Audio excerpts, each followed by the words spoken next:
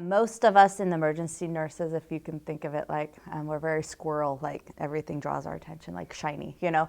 And so in a way, I love the fast pace. I love that's ever moving. I love that's ever changing. And I love that I can make a difference and see it with my eyes within an hour of time. Someone comes in anaphylactic shock, I can give them medications. Their throat was closing up, they couldn't talk to me, and an hour later, all of a sudden, I have fixed them with modern medicine. Or I have done CPR on somebody, we've intubated them, we've sent them to the floor, and then 3 or 4 days later, I see them wheeling out to be going home or being transferred to another facility. And so to be able to see them recovering from our efforts of what we've done is really rewarding. I don't know necessarily. I think you learn skills on how to do coping mechanisms the longer you are in the profession. But I also believe the moment you have no emotion about it is the day you should quit. Because if you don't have compassion and are able to process things healthy, then it's not a healthy environment as well. So you need to be able to separate, but also process it at the same time. And so I don't know if what we do, but it does help that I'm surrounded by other nurses and doctors who just went through the exact same thing that I did. And so we talk as a group a lot, and I'm really close to the people I work with. I think in my world of emergency nursing, the obstacles are just emotional obstacles and going back day after day when you've seen a horrible, traumatic thing the day before and knowing that you have to go back the next day. Or I've had situations where I have coded a baby and the baby did not make it. But then you walk into the next patient's room, you cannot tell them what you just did 2 minutes ago is why you were late to getting their medication to them. And I've flat out had people scream at me and yell, I don't care what you were doing.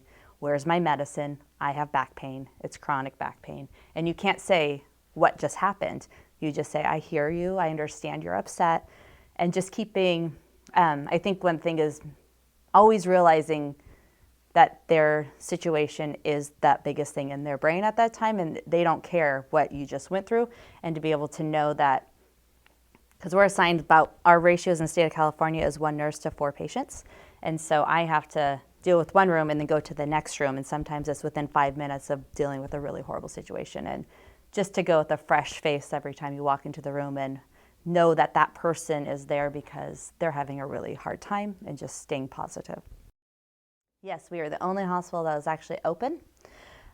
Sutter closed down, Kaiser closed down. So we were inundated with people. So we went on something called Divert, which we offloaded.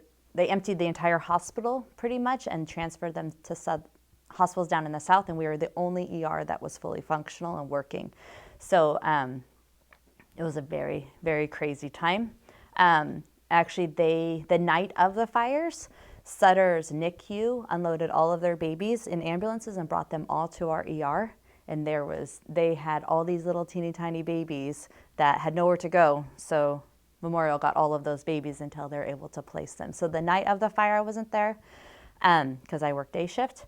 I tried to get in the next day. All the roads were closed. And so I was able to go on that the day after, and I stayed for, I think I worked 4 or 5 days in a row. 12-hour shifts, because I had multiple friends that came in and they worked after their house had burnt to the ground. Multiple doctors came in and worked after their houses burnt to the ground, and people would say, well, how are you here? And they said, well, what else am I going to do but help people, because I've just lost everything. But yet they were still there. So my going in was not nearly a sacrifice compared to others who had lost everything and still went in. Make sure you go to school and get good grades, because it makes all the difference.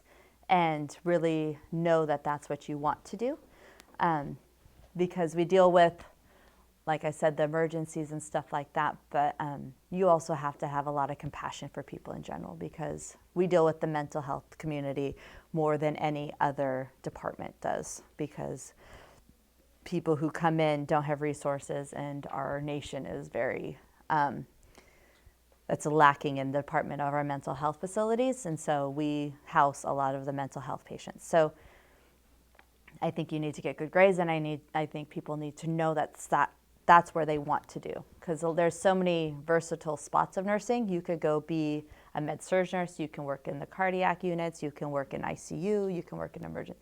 There's so many, it's a very versatile career. So what I would say is make sure it's in the right department. And if you don't like that department, you always can change. But the key is you have to go get an education and you have to be focused.